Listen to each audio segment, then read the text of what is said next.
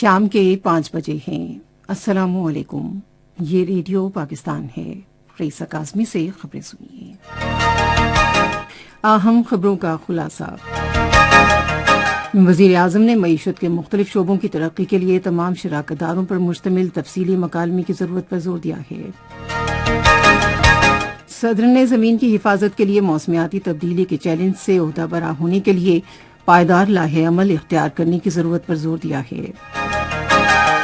بنگلہ دیش کے شہر چٹاگونگ میں کنٹینر ڈپو میں آتش زدگی اور دھماکے سے ہلاکتوں کی تعداد 38 ہو گئی ہے۔ آج کراچی میں تیسرے ایک روزہ بین الاقوامی کرکٹ میچ میں سری لنکا کی خواتین کی ٹیم نے پاکستانی خواتین کی ٹیم کو 93 رن سے ہرا دیا۔ خبروں کی تفصیل۔ وزیر اعظم محمد شہباز شریف نے معیشت کے اہم شعبوں کے کلیدی شراکت داروں پر مشتمل تفصیلی مکالمے کی ضرورت پر زور دیا ہے۔ آج لاہور میں انڈس ہسپتال کی افتتاحی تقریب سے خطاب کرتے ہوئے انہوں نے کہا کہ قومی معیشت پر اس انداز میں اتفاقی رائے قائم کیا جانا چاہیے کہ یہ حکومتوں کی تبدیلی سے متاثر نہ ہو۔ وزیر اعظم نے کہا کہ آئی ٹی اور صنعت کاری جیسے معیشت کے اہم شعبوں کے ذریعے ملک آگے بڑھ سکتا ہے۔ انہوں نے کہا کہ ہمیں خود سے اور ذاتی پسند و ناپسند سے بالاتر ہو کر سوچنا چاہیے اور قوم کی ترقی اور خوشحالی کو اولین ترجیح دینی چاہیے۔ وزیر اعظم نے کہا کہ ملک قرضوں پر نہیں چل سکتا۔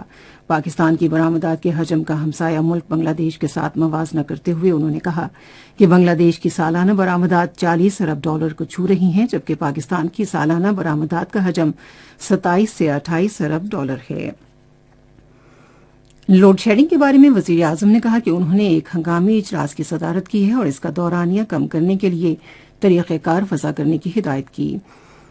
انہوں نے کہا کہ 2 گھنٹوں سے زائد لوڈ شیڈنگ نہیں ہونی چاہیے۔ شہباز شریف نے انڈس ہسپتال انتظامیہ اور اس کے بانیوں کی کوششوں کو سراہتے ہوئے مخیر حضرات پر زور دیا کہ وہ صحت اور تعلیم کے شعبے میں نادار اور غریب لوگوں کی مشکلات کم کرنے کے لیے دل کھول کر عطیات دیں۔ وزیر اعظم شہباز شریف نے موسمیاتی تبدیلی کے کثیر جہتی چیلنجوں سے نمٹنے کے لیے اجتماعی عالمی کوششوں کی ضرورت پر زور دیا ہے۔ انہوں نے آج ماحول کے عالمی دن کے موقع پر ایک ٹویٹ میں کہا کہ صرف ایک زمین کا موضوع عالمی سطح پر متحدہ کوششوں کا متقاضی ہے، جس کے تحت ترقی پذیر ملکوں کو موسمیاتی تبدیلی کی مد میں مالی معاونت فراہم کرنے کی ضرورت ہے تاکہ وہ موسمیاتی مضمرات کا مقابلہ کر سکیں۔ دفتر خارجہ نے آج ایک بیان میں کہا ہے کہ پاکستان موسمیاتی تبدیلی، معکوس حیاتیاتی نقصانات کو روکنے، آبادی میں کمی لانے اور ماحولیاتی نظام کی بحالی کے لیے عالمی کوششوں کی بے حد قدر کرتا ہے۔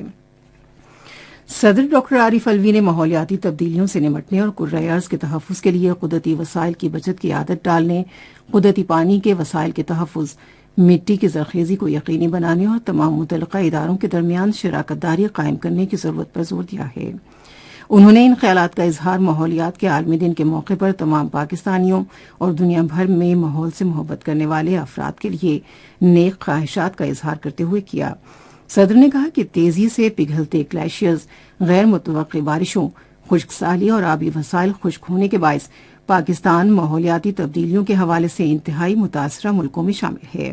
ماحول دوست عادات کی ضرورت پر زور دیتے ہوئے انہوں نے اس چیلنج سے نمٹنے کے لیے نوجوانوں کو آگاہی فراہم کرنے اور فوری طور پر ماحول کو سرسبز رکھنے کے طریقے اختیار کرنے کی ضرورت پر زور دیا تاکہ مستقبل کو بہتر بنایا جا سکے۔